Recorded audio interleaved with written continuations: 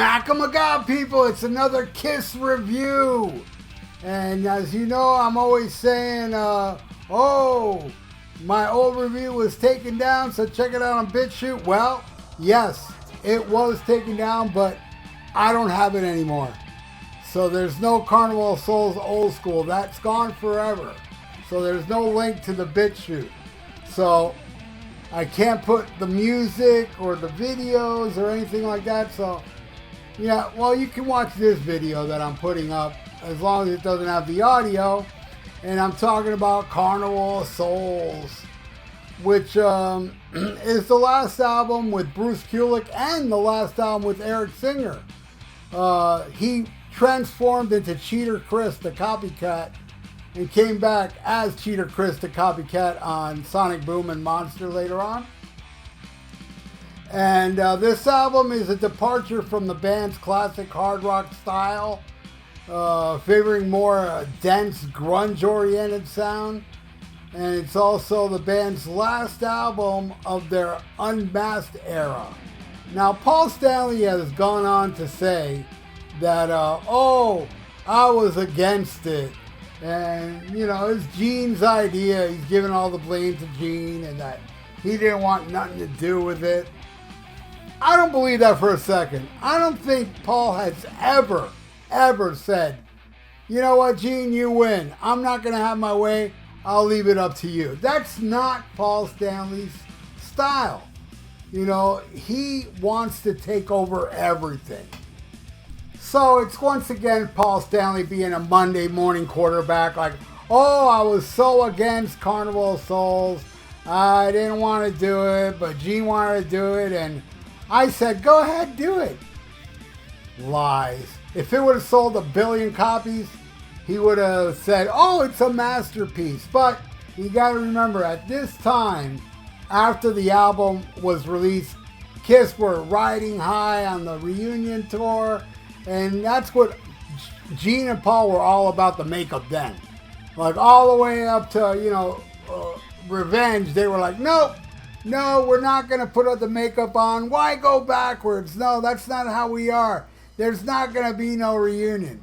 And then when there was a reunion, it was a complete turnaround where it's like, oh, now we don't care about the unmasked stuff. You know, they really focused on just the classic Kiss period, which is, in my opinion, the best Kiss period, but whatever. This album, I like some of it. Some of it, it's kind of like, it doesn't sound finished. And then some of it I just absolutely hate. But, you know, Bruce Kulick took over.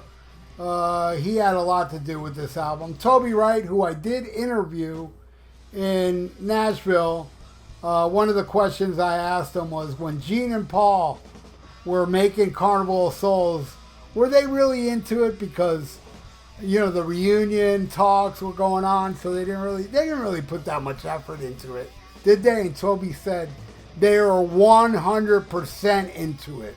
And plus, the reunion talks didn't really happen until after they were done recording and they were in the mixing process.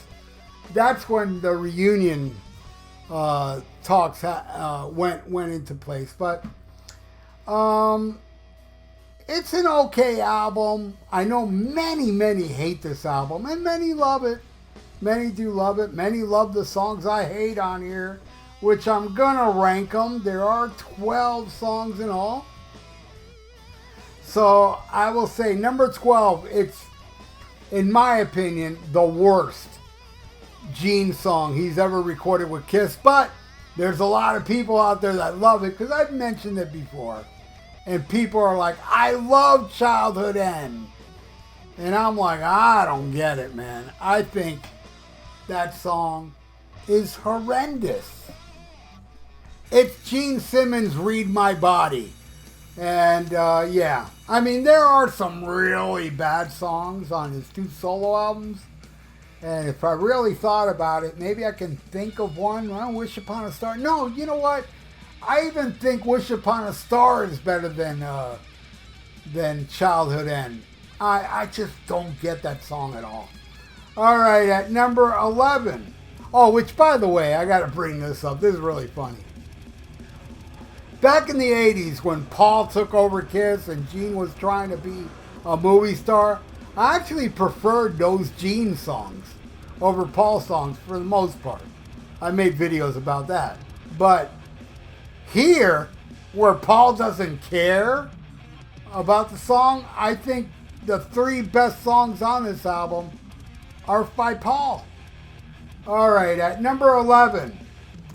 The rest of this album, I can't say it's terrible. Childhood Ends is the only terrible one. But these songs, they're not unfinished, but they sound unfinished. Because I could have sworn Gene and Paul didn't put that much effort into a lot of these songs because of the reunion. But Toby Wright set me straight and told me that that wasn't true. All right, at number 11, I Confess. It just doesn't sound finished. It's not horrible, but it doesn't sound finished. At number 10, well, actually, yeah, it is bad because I'm thinking about, well, I liked I Walk Alone more than I Confess, and I don't like I Walk Alone. So, yeah, I Confess sucks, and I Walk Alone sucks. That song reminds me of Foo Fighters, and I hate the Foo Fighters. And I don't get it. Yeah, Bruce singing, and, that reverse thing going on during the solo is annoying. I hate I Walk Alone, all the way down at number 10. And number 9, all right, these are songs that I sound unfinished, but they're not horrible. Number 9, I'm going with In My Head. It sounds like it could have been better. It was heavy. It's a Gene heavy song, kind of a demon song, but not quite there. I mean, these songs sound like they were not left in the oven, long enough. You can get salmonella poisoning from this crap. All right, number 8, In the Mirror. Again, could have been more kick-ass if it was baked more. Not horrible, but whatever. And number 7, Seduction of the Innocent. This is Gene trying to be like Egyptian or something. I don't know. Again, not horrible, but it could have been better.